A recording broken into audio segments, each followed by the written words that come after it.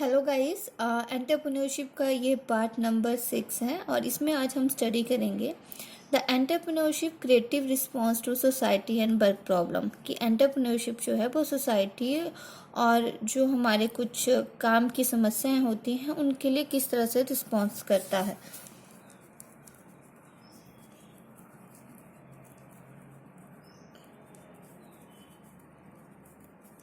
Entrepreneurship creative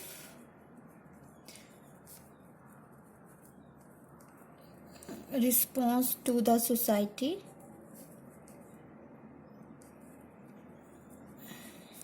and work problem।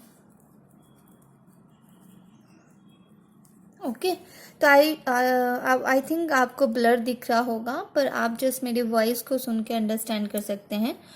देखिए, हम बहुत से काम करते हैं, डिफरेंट डिफरेंट मेथड से करते हैं। क्रिएटिविटी जो है एक नए उद्यम को जन्म देता है, एक नई सोच को जन्म देता है। बहुत सी समस्याएं आती हैं, उन समस्याओं का समाधान करना, एक नया आविष्कार करना, नए अस्तित्व को सामने लेके आना ही हमारी इनोवेशन होती है। एंटरप्रेन्योरशिप जो प्रोसेस है that is the way of encounter social and work problem. Entrepreneurship ही जो है सोसाइटी की जितनी प्रॉब्लम है उनको सॉल्व करना, या जो भी हमें प्रॉब्लम आ रही है उसका सोल्यूशन निकालना ही होता है। सो इसमें हम ले सकते हैं, फर्स्ट ऑफ ऑल हम कंटिन्यूस सर्वे करते हैं, कंटिन्यूस रिसर्च। हम रिसर्च में क्या पाते हैं, कोई भी रिसर्च की जाती है तो उसे हम डाटा के थ्रू देखते हैं, डाटा को कलेक्शन करते हैं, इन्फॉर्मेशन को कलेक्शन करते हैं, उस इन्फॉर्मेशन का एनालिसिस करते हैं कि मार्केट में प्रोडक्ट की कितनी डिमांड है, कितनी सप्लाई है, बाजार मूल्य क्या रहेगा, डिस्ट्रीब्यूशन की नीति क्या रहेगी, इस बारे को हम सेटअप करते हैं। तो रिसर्च हमें क्या देती है? An objective and systematic collection, recording, analysis, interpretation of data. Market research जो है, जब कोई हम मार्केट रिसर्च करते हैं, so market research we can found that an objective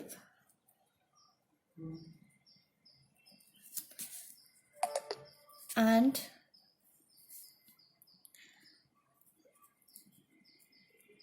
systematic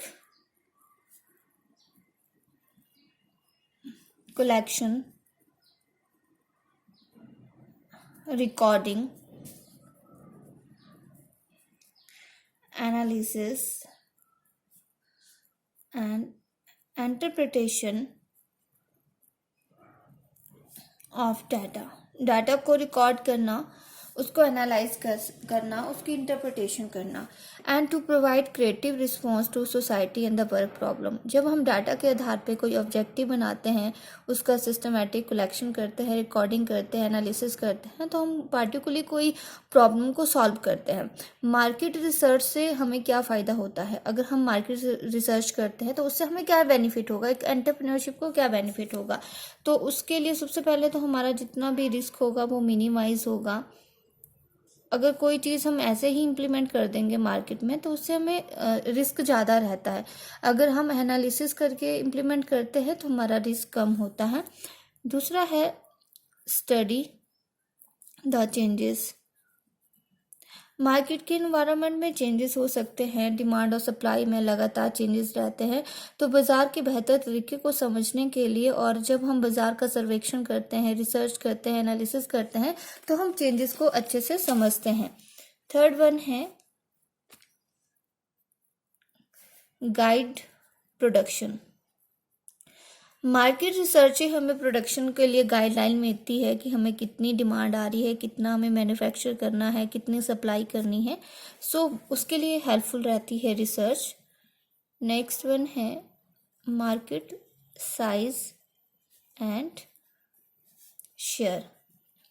हमें ये पता लगता है कि अगर हम मार्केट में कोई प्रोडक्ट निकाल रहे हैं तो बाज़ार का साइज़ क्या है, कितने हिस्से की हमें जानकारी है, कितने हिस्से पे हमने उस प्रोडक्ट को उतारना है। नेक्स्ट वन है इंडिकेट पैटर्न ऑफ डिमांड। हमें बाजार का जब हम मार्केट सर्वे करते हैं तो जो भी हमारी डिमांड होती है, तो डिमांड क्या हमारी अस्थिर है, स्थिर है, डिमांड किस मौसम के आधार पे है, कौन सा पैटर्न जो है डिमांड को फॉलो किया जा रहा है, तो वो भी हमें जो है एक्सप्लेनेशन मिलती है मार्केट रिसर्च से। नेक्स्ट वन है एक्सप्लेन स्ट्रक्चर ऑफ मार्केट।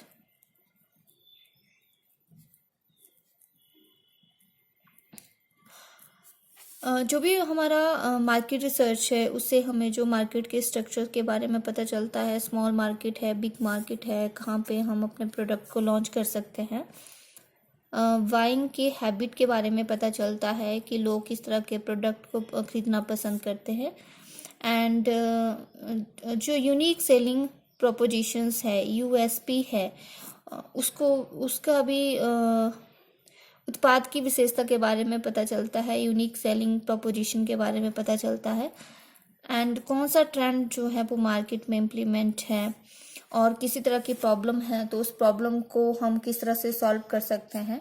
तो ये हमें मार्केट या कंटिन्यूस रिसर्च हमें प्रोवाइड करती है। नेक्स्ट वन है कि एंटरप्रेन्योरशिप सोसाइटी और वर्क प्रॉब्लम के लिए किस तरह से रिस्पॉन्स करता है। दैट इज द परसिस्टेंस, दृढ़ता जिसको हम कहते हैं।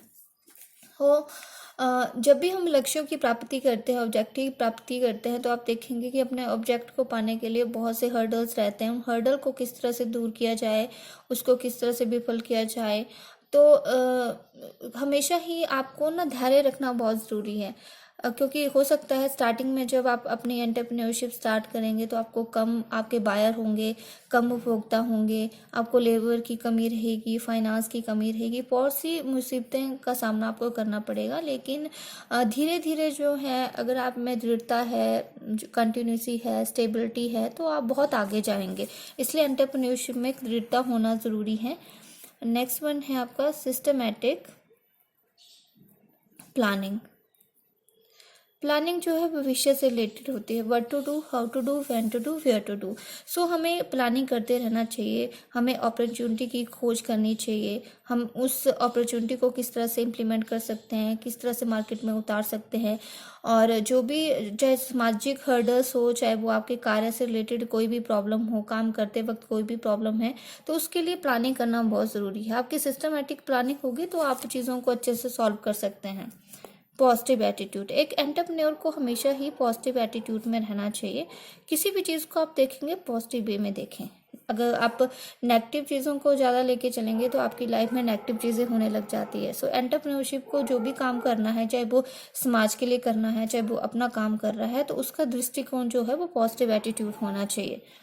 फिफ्थ वन है use the trend and experienced man power. जब आपके पास जो है ट्रेंड और एक्सपीरियंस्ड मैन पावर होगी तो आपका काम अच्छे से चलेगा।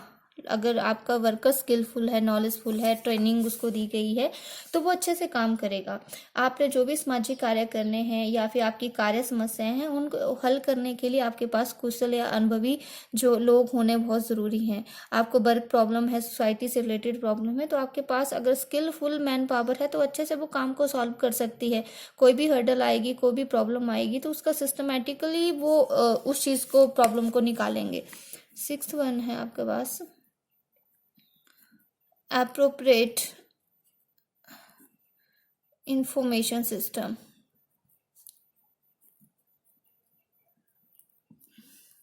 अगर आपके पास सही जानकारी होगी तो उस जानकारी के आधार पे आप डाटा को कलेक्ट करेंगे और डाटा को एनालिसिस कर सकते हैं। अगर आपके पास कोई गलत या फिर रॉन्ग इन्फॉर्मेशन है तो आप उसी तरह उसको एनालाइज करेंगे। इसलिए जब भी आप कोई इन्फॉर्मेशन आपके पास है, आपने एनालिसिस करना है, विश्लेषण करना है किसी सूचना के आधार पे, तो आपके पास जो इन्फॉर्मेशन है वो बिल्कुल एप्रोप्रिएट होनी चाहिए। नेक्स्ट आपके पास पॉइंट है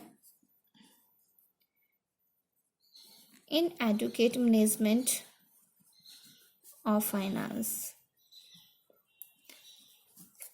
कोई भी काम करना है, पैसे की ज़रूरत होती है, फाइनेंस की ज़रूरत होती है, और किसी भी उद्यमी को, एंटरप्रेन्योर को सफल होने के लिए सबसे पहले फाइनेंस का मैनेजमेंट करना बहुत ज़रूरी है। पैसा कहाँ से आएगा, पैसे के लिए चिंता होना जो है वो एक लाजमी है, और धन का सही उपयोग करना, फाइनेंस की सही मैनेजमेंट करना, कहाँ इन्वेस्टमेंट करना है, कहाँ से आपको बेटर रिटर्न मिल सकता है, तो that is the main important फ़ायदा फाइनेंस मैनेजमेंट।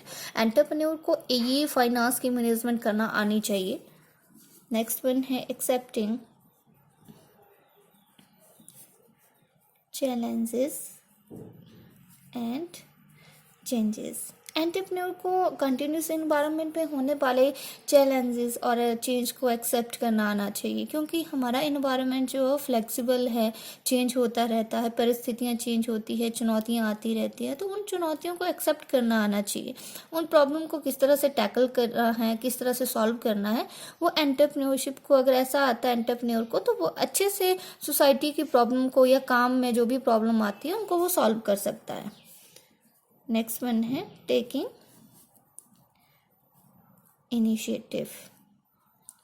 इनिशिएटिव लेना, पहल करना। कोई भी आपकी बिजनेस से रिलेटेड एक्टिविटीज़ होती है तो उद्यमी को ऐसा होना चाहिए कि वो डिमांड के आधार पे इनिशिएटिव ले। ठीक है, कोई भी काम करना है उसको पहले करें, पहले काम करना आना चाहिए। आपको लगता है आपको इस तरह के अवसर जो है वो मार्केट में मिल रहे हैं, तो उस अवसरों को पहचान करके सबसे पहले इम्प्लीमेंट करना आना चाहिए।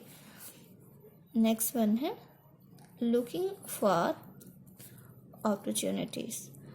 आप जब अवसरों की पहचान करते हैं, अपॉर्चुनिटीज़ की पहचान करते हैं, तो उस पर कार्रवाई करें और उसको अच्छे से इम्प्लीमेंट करें। नेक्स्ट है आपका professional and experienced management team. आपके पास professional and experienced management team होगी तो अच्छे से आपका काम होगा, अच्छे से प्रॉब्लम को आप सॉल्व कर सकते हैं, और सोसाइटी के एनवायरनमेंट को ध्यान में रख के काम करना। एक एंटरप्रेन्योर को सोसाइटी के लिए रिटर्न की अगर बात की जाए तो उनकी संस्कृति को, उनके रीति रिवाजों को, मूल्यों को, विश्वास को शामिल करना बहुत ज़रूरी है। उसके आधार पे ही वो अपने चीज़ों को मार्केट में उतारे, लोगों की फीलिंग के साथ जो है वो भावनाओं के साथ खिलवाड़ ना करें। ह्यूमन रिलेशन एबिलिटी, एक एंटरप्रेन्योरशिप को अपने जो वर्कर हैं उनके साथ अच्छा रिलेशन वो क्रिएट करे, सोसाइटी के लोगों के साथ वो अच्छा रहे, तो वो एक अच्छा योगदान दे सकता है। तो these are the point of in which the entrepreneurship create response to society and work problem. जब वो सोसाइटी और वर्क प्रॉब्लम के लिए किस तरह से रिस्पॉन्ड करता है। तो ये अब इन क्रिएटिविटी और इनोवेशन की जो यूनिट थी वो कंप्लीट हो चुकी है। नेक्स्ट हमारा अलग से टॉपिक रहेगा, उसके बारे में हम कल डिस्कस करेंगे, क्योंकि मैंने ये वीडियो डालना इसलिए ज़रूरी समझा ताकि हमारा ये टॉपिक जो है वो कंप्लीट हो सके। तो एक बार हम दोबारा से इसको स्टडी कर लेते हैं कि जब हम सोसाइटी और वर्क प्रॉब्लम के आधार पे देखते हैं तो हम क्या चीज़ें, जो क्रिएटिविटी है वो क्या रिस्पॉन्ड करती हैं। सबसे पहले तो हमें कंटिन्यूस रिसर्च करनी चाहिए। मार्केट रिसर्च करेंगे तो हमारी प्रॉब्लम जो है कम हो जाएगी, हमारे पास डाटा कलेक्ट हो जाएगा, ऑब्जेक्टिव अच्छे बनेंगे, उन ऑब्जेक्टिव को अच्छे से एनालिसिस कर सकते हैं। मार्केट रिसर्च करने से रिस्क कम होता है, चेंज को हम अच्छे से एक्सेप्ट करते हैं, प्रोडक्शन क्या करनी है पता लगता है, मार्केट का साइज़ क्या होगा उसका पता लगता है, लोग क्या चाहते हैं, किस तरह के चेंजेस चाहते हैं उसके बारे में पता चलता है। उसी तरह एक एंटरप्रेन्योर को दृढ़ता के साथ काम करना चाहिए, क्योंकि मुश्किलें आती हैं। हो सकता है कुछ स्टार्टिंग में कस्टमर कम होंगे, आगे काफ़ी प्रॉब्लम होगी, लेकिन आपको एक सुदृढ़ होके काम करना है, कंटिन्यूटी में काम करना है, प्लानिंग के साथ काम करना है, हमेशा अपना पॉजिटिव एटीट्यूड रखना है।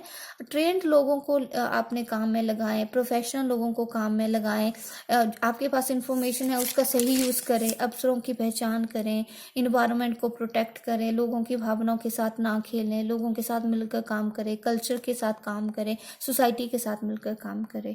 तो these are the component in which the creative response of our society and the work problem. Thank you.